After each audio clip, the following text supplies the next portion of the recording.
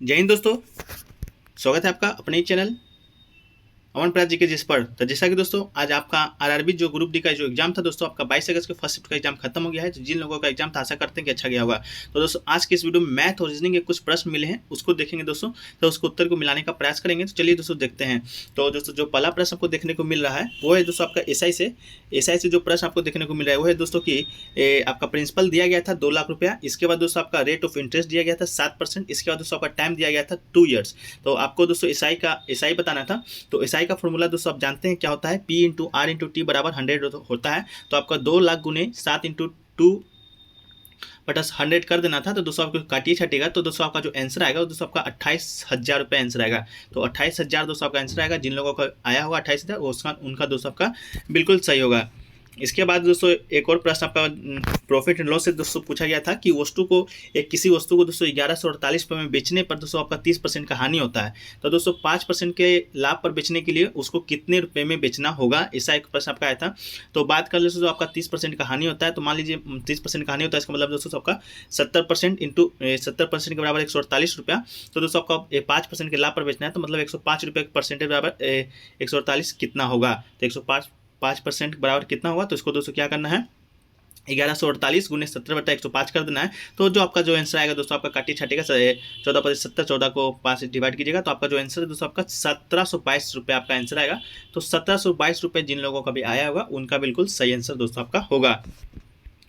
इसके अलावा दोस्तों पूछा गया था एक आपका रेशियो अनुपात से क्वेश्चन कि कोहली और रोहित तीनों का जो वर्ष है दोस्तों, कोहली रोहित से दोस्तों आपका 3 वर्ष कम आयु का है, जिसका जो अनुपात आपका दिया गया था 7:8। तो 7:8 दिया गया था। इस कोहली का उम्र पूछा था या रोहित शर्मा का उम्र पूछा था, तो दोनों को लेकर देख लेते हैं। तो कोहली और रोहित की जो उम्र में दोस्तों आपका अनुपात का अंतर है वो दोस्तों आपका 1% है, और रियल में जो आयु का अंतर है वो आपका 3 वर्ष है। तो 1 अनुपात बराबर 3 वर्ष।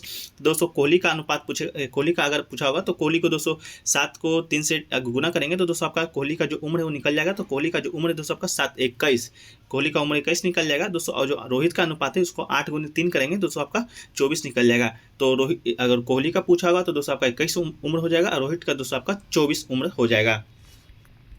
अगला क्वेश्चन दोस्तों आपका पूछा गया था वेन डायग्राम से कि ग्रामीण का जो आपका सर्किल है उसको ग्रामीण से दर्शाया गया है।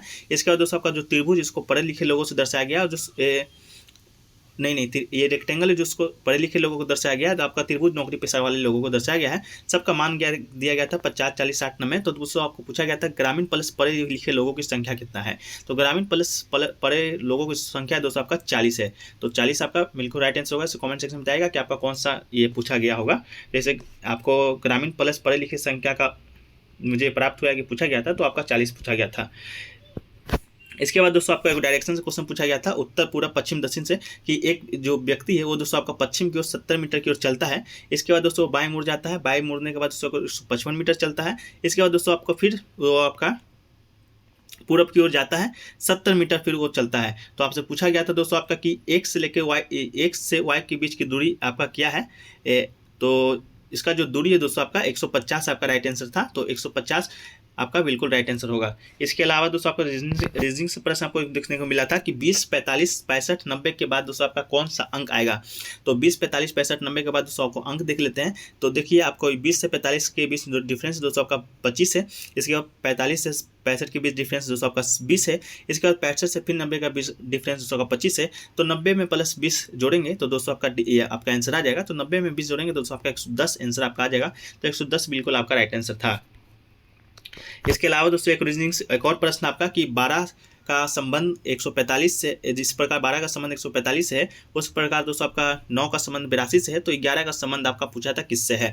तो आप देख सकते हैं दोस्तों 12 का जो स्क्वायर होता है, 12 का स्क्वायर प्लस 1 करेंगे, 12 का स्क्वायर प्लस 1 करेंगे तो दोस्तों आपका 144 प्लस 1 करेंगे तो आपका 145 आएगा। उसी प्रकार दोस्तों आपका 9 का स्क्वायर प्लस 1 करेंगे तो दोस्तों आपका 82 आएगा। तो उसी प्रकार दोस्तों आपका 11 का स्क्वायर करना था, तो 11 का स्क्वायर करेंगे दोस्तों तो 121 आएगा। उस पर 1 जोड़ देना है तो दोस्तों आपका 122 आ जाएगा। तो 122 आपका बिल्कुल राइट आंसर था। तो 122 जिन लोगों ने माना होगा आपका बिल्कुल सही होगा। इसके अलावा दोस्तों एक और प्रश्न आया था आपका कि चतुर्भुज दिया गया था, उसका जो डायगोनल था दोस्तों आपका 32 था।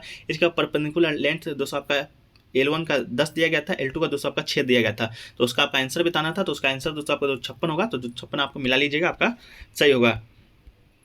इसके बाद दोस्तों आपका ट्रेन से डिस्टेंस आपका प्रश्न आया था कि जो ट्रेन है दोस्तों आपका पहला ट्रेन का जो आपका लंबाई है वो आपका 120 मीटर है, दूसरा ट्रेन का लंबाई दोस्तों आपका 140 मीटर है।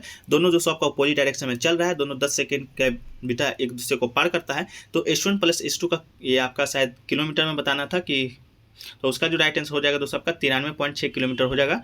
तो आप मिला लीजिएगा, अगर 93.6 किलोमीटर नहीं होगा तो कमेंट सेक्शन में बताइएगा कि आपका एक्चुअल में क्वेश्चन क्या पूछा गया था।